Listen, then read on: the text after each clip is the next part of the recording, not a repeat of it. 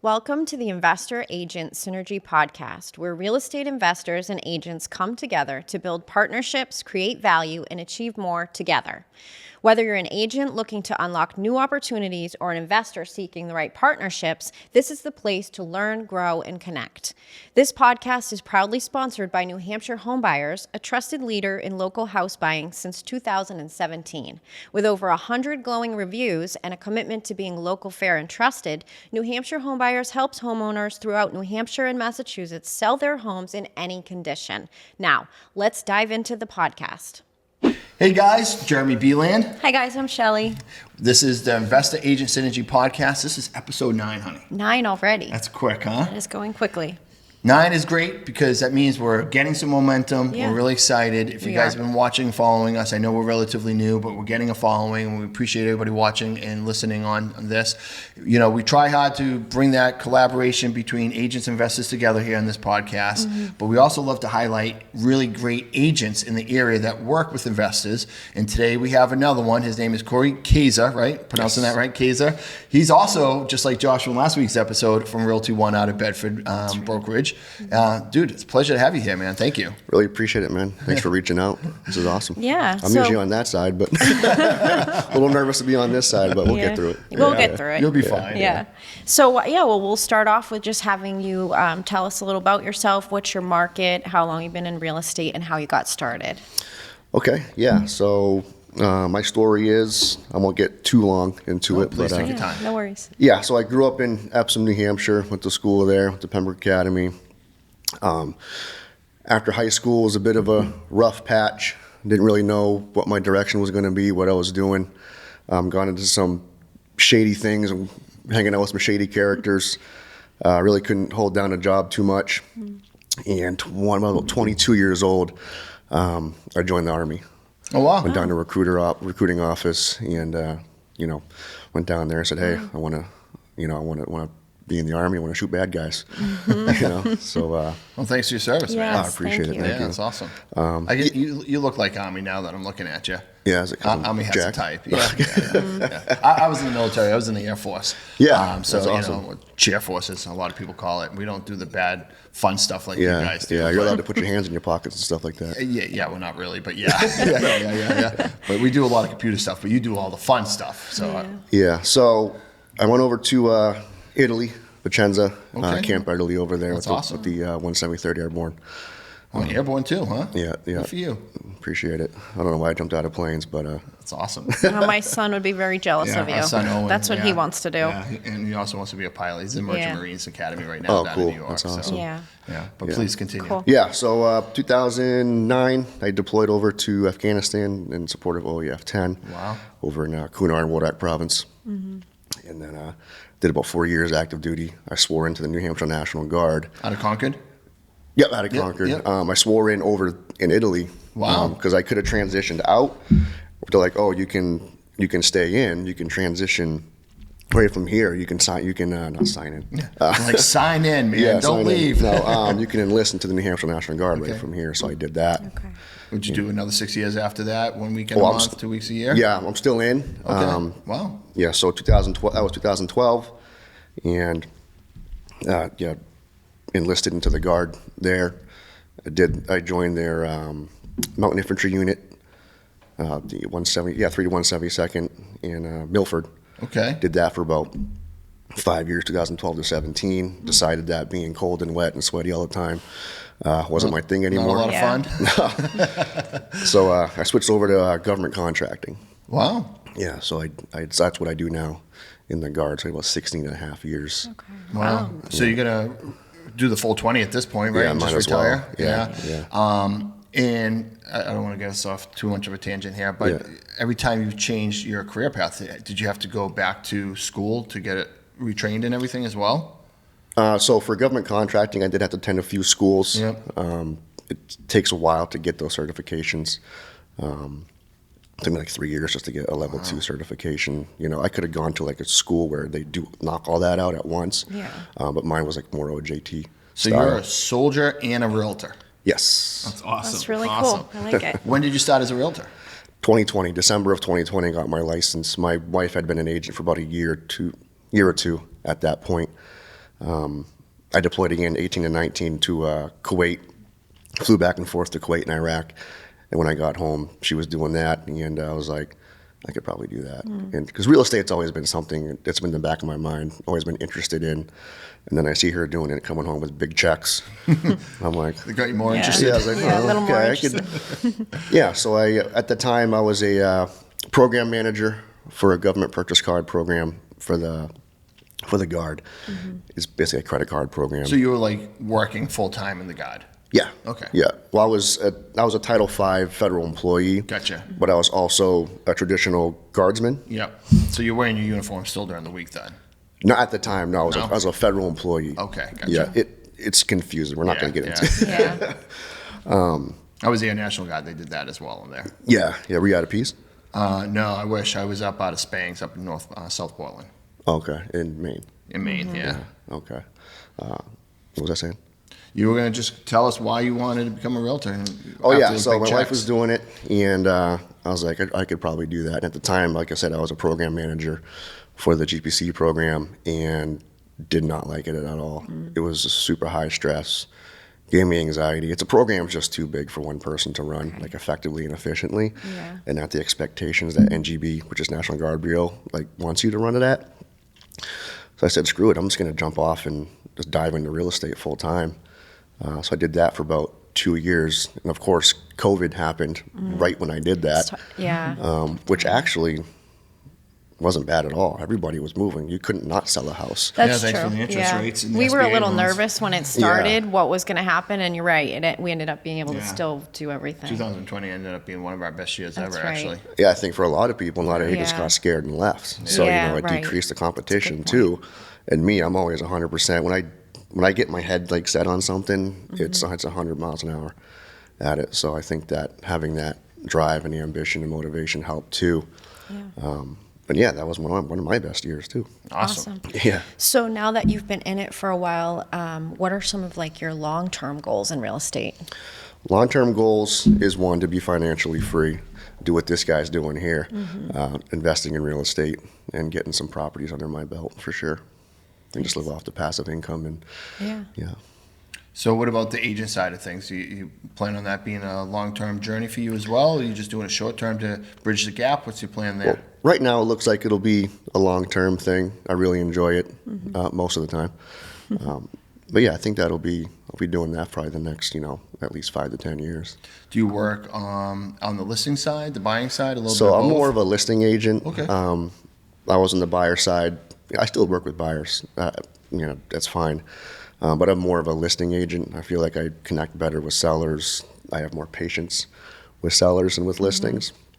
I just, buyers are liars, right? But yeah, I just do better with listings and sellers, and buyers I just don't have a lot of patience for. Really depends on who I'm working with. And Sure. yeah. I'm sorry, go ahead. No, I was just going to say, what are some ways that you think you bring value to your clients that kind of separates you from other agents? Great question.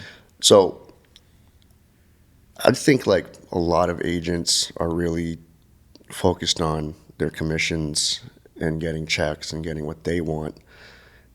I provide like a genuine care for my clients and almost get, I wouldn't say too invested in what their situation is, but I really care about getting them the best outcome as possible.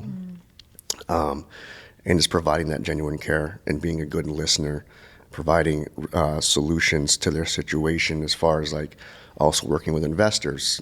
I joined the Sub-2 mentorship group a few years ago. And With Pace Moby? with Pace Morby. Yeah. I heard him on Bigger Pockets podcast. Sure. And I was Most like, famous coach in the world. yeah, he was talking about creative finance Yeah. and he explained this situation. And I'm like, you can do that? I know. I was Isn't like, it- yeah. So I was just like Yeah. blown away, and I just went down this rabbit hole. I ended up joining. That's how I met Stratton and Yeah. a whole bunch of people. And I was really interested in all those creative deals because I'm always like, I think outside the box. I'm not in this one space. I'm open to learning new strategies, new things all the time. Which is Developing my skills and it's the best way I can because the more I learn, the more I know, the more tools I have, the better you can help your clients. Sure. You know? And not every client is a good fit for listing. Agreed. Yep. So, in having these other avenues saying, well, I guess I can't list your house. I'll go try to get the next one. Yeah. It's like, no, we can do this strategy. We can do this strategy. And that's we can why do this I strategy. feel like you're probably easily transitioned into working with investors and becoming an investor yourself, because the deals are definitely like not in a box. And like we say all the time, it's like not really a question of can we do this deal? It's just like, how can we do it? And we all have to like team up together to come up with a creative solution for sure. Yeah. And like you're saying, always it's more important, what is the seller's problem here and how do we help them with it? Yeah, you know, Totally agree. I don't say like, yeah, of course I'm an agent, but I like to look at myself as more of an advisor and a problem solver. Love I it. love that. Yeah. You're speaking our language Yeah. right there. Yeah, bro. what's You really your are. problem? Like, let me solve this problem. Yeah. Yeah. You know, and Yep. like the commission is great, obviously, Yeah. and you know you need to live, Yep. but it's not, you know, the first thing I think about. It's like, what's this person's problem? How can I solve it? You know, because I like solving problems. Sure, sure. Yeah, I mean, when it comes to off-market space, you know, with us, you know, we're always looking direct to seller, right? And one of the things that we do, and even talk about this in our coaching program, mentorship program with, you know, the students that come in, is like, one of the first couple things you need to do is you need to be a friend and you need to be a consultant, because these people have various reasons for distress, right? It could be emotional distress, financial distress, the house could be distressed, whatever that distress comes in. Then it's a problem, and they need somebody to solve it for them. And sometimes your traditional listing just doesn't solve the problem. Most of the time it does, but a lot of times, in that, you know, that 5%, which is a whole bunch of that 5%, Yeah. they don't fall into that box, as Shelly mentioned earlier. So, you know, going in with an approach that like, hey, I'm just here to bring value. Hopefully we do business together, but even if we don't, I'm going to try to leave by providing you some value in your situation. And, you know, we've been very blessed to solve a lot of problems over the years, and we have a lot of great Google reviews and testimonials as a result of it. But some of those people are people that said, hey, you know, Jeremy, Shelly, or Eddie, they never even bought our house. They just gave me guidance that was better suited for me, and I couldn't be more thankful for that, right? And as much as we would have loved to buy the house, we're just not the right fit, right? So hearing you say that you're going in to solve problems, which a lot of realtors do, but they don't think about these people that fit in this box, right? And they're passing up opportunity, providing value, solving people's problems, and really monetizing off a situation where they would walk away from. And we keep saying it, in 2024, more than 70% of realtors didn't do any deals at all, right? And they're passing up these opportunities, but you're saying, hey, I'm not passing up this opportunity. I'm going to make money, but I'm also going to provide great value here. And, you know, Shelly and I just love to hear that. Yeah, and less than 10% did more than 15 deals too, Which is amazing. which is crazy. It's absolutely mind-blowing. Yeah, so for a good example of providing value, we just put a property on yesterday in Danbury, and it was an older woman in her 80s, and she had just bought a house in Arizona, so she's moving across country, and she doesn't have a lot of help. She has had a whole bunch of stuff she still had to pack. She needed some repairs done to the house and just didn't know where to start or what to do, and she was very stressed and overwhelmed. Right. And I went in there and I was like, look, we're going to take care of all this the best we can. We're going to get you movers. We're going to get you cleaners. I'm going to get contractors in here to do whatever you need. I said the least amount of stress in being overwhelmed. The more I can take off your plate, the better. I don't want you to worry about anything. We got contractors in there. We cleaned. We helped pack. I got a packing company, another vet that I served with in Mountain Company a little while back. He's got his own moving company and packing company, so we got him in there. They did all the packing. My wife Amy and I, we did some cleaning. I got the contractor in. Yeah. He fixed some stuff. So it needs a little work, but now it's a lot more marketable than it was before, and she could not be more thankful for that, you know. And that's some of the value I provide too, because like I said, I care. I want your problem to be solved. I want you to feel good about choosing, you know, us, you know, as realtors, and, you know, hopefully we can generate more business from that too, because we provided so much care and value and stress-free solutions, you know, that can they'll say, hey, Corey. She was probably so happy. Oh, she and was. if she writes you a testimonial or something like Make sure you that, get it's one. really important because I Yeah. think that a lot of people don't realize that that's available, that there's people like you out there that do that, and that's what we do too. A lot of traditional agents can't take on like all of those things that Or you've want to. helped to solve, right? That's what Yeah. makes you stand out.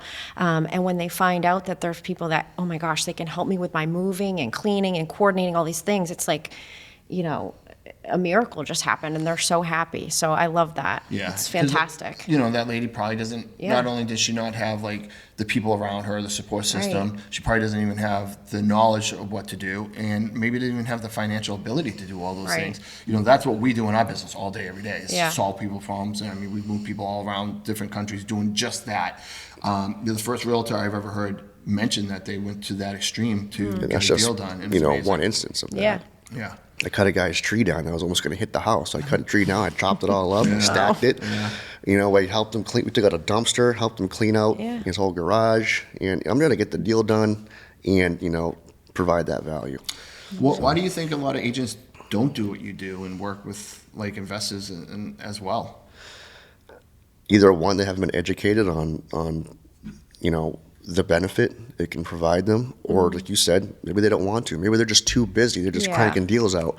Agreed. And they have people that can do that, which is fine. But I like providing that personalization, being there in front of the client and saying, this is who I am, this is how we're going to help you. I know there's some agents doing all types of deals. They have a team that takes care of all that, which is fine. But I like providing the in-person experience. I love that. Now, you mentioned that you work with investors and you've done some deals with them. Can you share like what kind of deals you're doing with investors, or maybe a specific deal, or what that looks like in your business model? Yeah, so we did one in Northfield, which was a Novation deal. What's a Novation deal? Can you explain that? The simplest terms, it's an on-market wholesale or wholetail, really. So wholesaler goes under contract with the seller, and then they put it on the market with an agent. Right. Really, it's just one contract replacing another. That's like the simplest definition of a He's not assigning Novation. to a cash buyer at that point. Typically, he's assigning or selling it to somebody with traditional conventional financing, right? Right, exactly. And the home wasn't in a condition where it wasn't going to go conventional. Yeah. Or FHA. It was in pretty decent condition. And doing the Novation, not only does the wholesaler, get paid, the agent gets their commission. You're also casting a whole wider net, of buyers. Yeah. I'm sure you have your buy list, Using the MLS. Yeah. Yeah, using the MLS, and then we can market the way we want to market it, and we usually have a bit of a wider reach, and more marketing, I don't know if I say tools, but than maybe a wholesaler does or an investor does. But why is that attractive to you? But the type of deal? Yeah, just in general, why would you take that deal on? It sounds complicated, it sounds risky, it's outside the box, it sounds like, I don't know if my broker's gonna agree with doing any of that. It sounds like there's probably easier deals I can make money on than something like that. Well, like I said, I like to expand my knowledge. The first one I did it with Stratton, and he's a solid dude. They don't do anything half-ass. So not only do you have, I want to learn it, partner with somebody who also knows how to do it, is transparent with their client. Like I said, it is risky. It can be. I had one fall apart up in Lebanon. I ended up actually listing directly with the seller because the communication they were having with the investor and their team was a little shady, if you will. Yeah. And then, which is what a lot of people think about investors to begin with. yeah, and that's not the case. Are there? Yeah, there's bad apples, anywhere. everything, There's bad agents. There's bad police officers. There's whatever. There's bad apples in any industry. But the reason I like taking on those deals or anything creative is when I can solve that problem. That investor, for some reason, couldn't get it off, sell it off market. Let's try on market. Great. Let me see if I can solve your problem. And I create that relationship with that investor. So I've done it with a few different ones. James Moran over at Arrowhead Home Buyers. The one in Northfield was a Novation. The woman was going through a divorce. The husband was very sick. And, kind of the same thing as the other one I mentioned. We got the dumpsters in there. We got the moving companies in there. We cleaned the house, me and Amy. And again, just provided that value. And actually, during the walkthrough, there's a road that goes back out into the woods. And for whatever reason, I never went back out there, but out back there was a whole bunch of trash. just like random stuff. Oh boy. And that was closing day, and we were able to get a company in there to take all that out of there same day. Wow. Nice. Yeah. Yeah. Good. Nothing like some last minute I headaches. know. Oh my God, yeah. But yeah, it's just going above and beyond, and just helping the client to the best of my ability with the resources that I have. Amazing. Yeah. You got any more questions, honey? No, I'm just very impressed. You know, the stuff that you're talking about, we do. That is what our business model is, just to do all those kinds of things. But it's really awesome to hear an agent talk like that. It's just really cool. Yeah, I think really you guys impressive. are doing something awesome. Yeah, Corey, very, very impressive. Thank you. So for anybody who is interested in connecting with you, maybe to list their home, maybe not be their buying agent, but maybe list their home, or any investors that want to work with you, what's the best way for them to contact you? Instagram, Corey Caza _ just my name. Super easy to get a hold of me.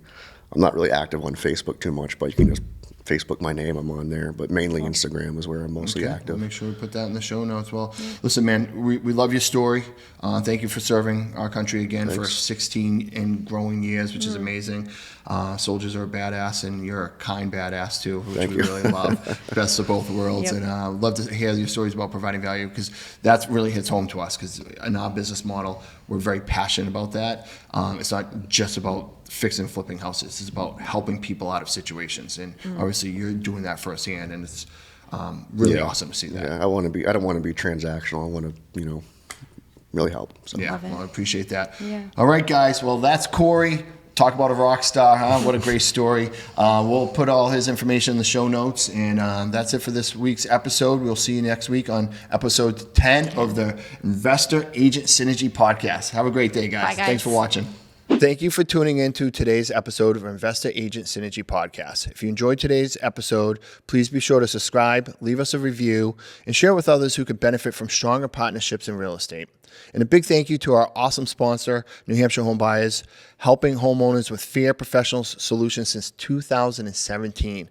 For more information about New Hampshire Home Buyers, how they can help you or someone you know, please go visit nhomebuyers.net. Till next time, remember, success in real estate is better together. See you on the next episode of Investor Agent Synergy Podcast.